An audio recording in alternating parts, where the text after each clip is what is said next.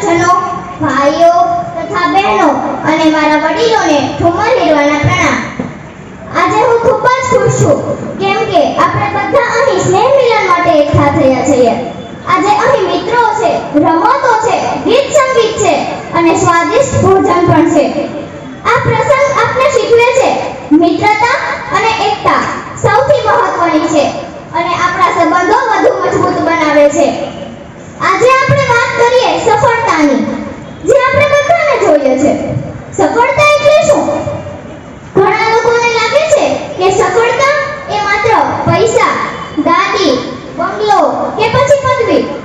હા, એ પણ સફળતાના લક્ષણો જ છે, પણ સફળતા નથી. સફળતા એ છે આજે તમે છો ત્યાંથી આગળ વધીને ક્યાં પહોંચી શકો છો એ સાબિત કરવું. મિત્રો, સફળ થવું સહેલું નથી, પરંતુ અશક્ય પણ નથી. સફળ થવા માટે સ્વપ્ન, મહેનત અને વિશ્વાસ હોવો જોઈએ. સફળ થવા માટે સૌપ્રથમ સ્વપ્ન જરૂરી છે.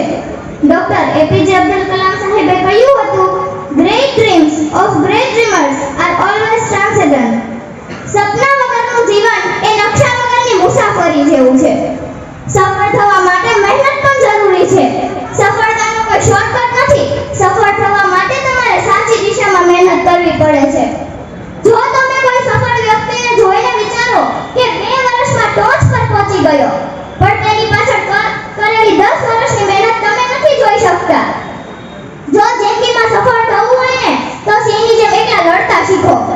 એપલના સ્થાપક સ્ટીવ જોબ્સ કે પછી મહાત્મા ગાંધી કે પછી ધીરુભાઈ અંબાણી, બધાને સફળ પ્રાપ્ત કરવા માટે લાખો નિષ્ફળતા હતી, પણ તેમણે ક્યારેય હાર ન માની. Hard work bits the talent when talent doesn't work hard. સફળ થવા માટે વિશ્વાસ પણ ખૂબ જરૂરી છે. મહેનત અને વિશ્વાસ બંને અદ્રશ્ય છે, પણ એટલા જ તાકાતવર છે, અશક્યને પણ શક્ય બનાવી દે છે. મિત્રો, આ વાત ચોક્કસ યાદ રાખજો. મહેનતની ચાવીથી જ સફળતાનું તાળું ખુલે છે. મહેનતની ચાવીથી જ સફળતાનું તાળું ખુલે છે. એક અંગ્રેજીમાં કહેવત છે, hard work never goes in vain. મહેનત ક્યારેય વ્યર્થ નથી જતી. પર્સનાલિટી કપડાની નહીં, મહેનતની પાડો. પર્સનાલિટી કપડાની નહીં, મહેનતની પાડો. દુનિયા લાઈક જ નહીં, ફોલો પણ કરશે. દુનિયા લાઈક જ નહીં, ફોલો પણ કરશે. તમારે તમારું માર્ગદર્શક ખુદ બનવું પડશે. તમારે તમારું માર્ગદર્શક ખુદ બનવું પડશે. હું અંતમાં એટલું જ કહીશ, તમે સપનાની પાછળ દોડો, સફળતા તમારી પાછળ દોડશે. તમે સપનાની પાછળ દોડો, સફળતા તમારી પાછળ દોડશે.